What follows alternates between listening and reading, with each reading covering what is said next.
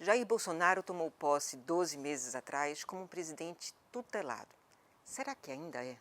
Porta-vozes de várias instituições se ofereceram como âncoras de um governo, de um presidente, para dizer o mínimo, desbocado. Se propunham a moderar, segurar e até moldar o governo. Mas o presidente, ao longo desse primeiro ano, jogou cada uma dessas âncoras ao mar, a começar pelos militares. Antes mesmo de tomar posse, Bolsonaro recebeu um diploma que lhe havia sido negado por insubordinação quando estava no Exército.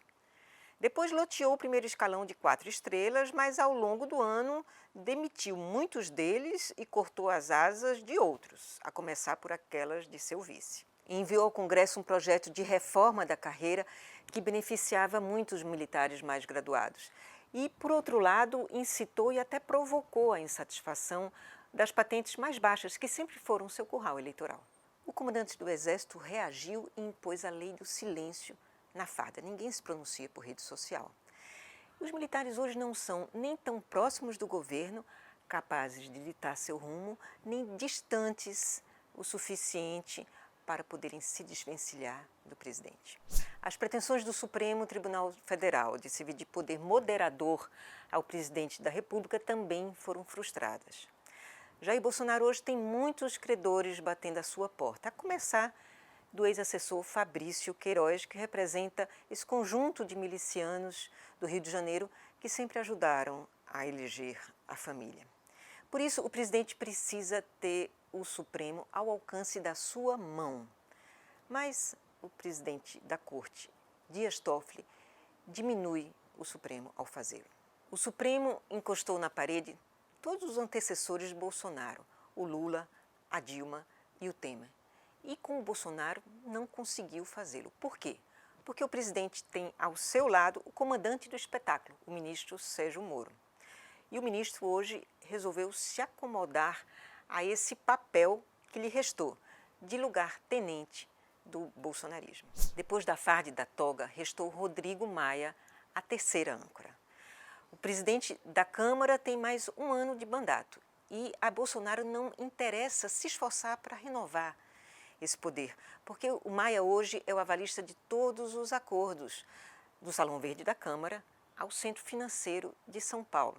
E isso acaba conformando o presidente da República à condição de desbocado e sem filtro, né? Que é um papel que, apesar de fazer muito sucesso junto a uma parte do eleitorado, acaba inviabilizando as condições do presidente renovar as bases dos acordos que precisa costurar para sua reeleição.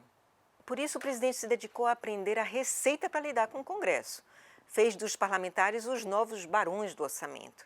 É generoso também com a maior bancada parlamentar, a do agronegócio.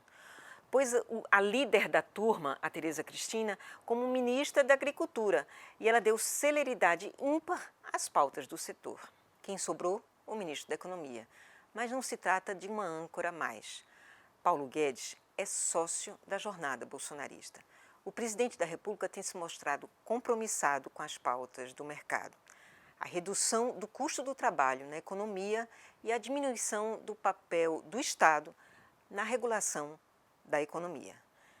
Por outro lado, o ministro Paulo Guedes tem mostrado uma capacidade incrível de adaptação às intempéries.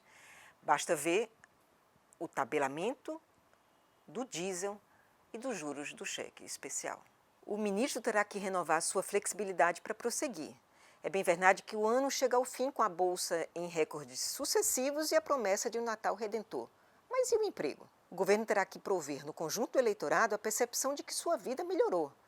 Bolsonaro foi o primeiro presidente a se eleger sem ter sido vitorioso na parcela do eleitorado que ganha até 2 salários mínimos.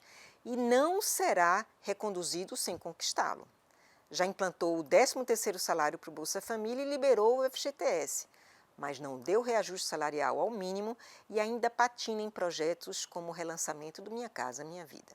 É pela conquista dos mais pobres que Bolsonaro pode esvaziar o balão do Lula livre.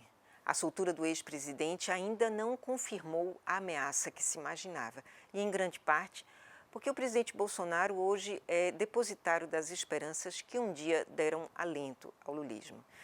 Por isso que, inalteradas a rota dos ventos, o bote do bolsonarismo tende a se manter acima da linha d'água.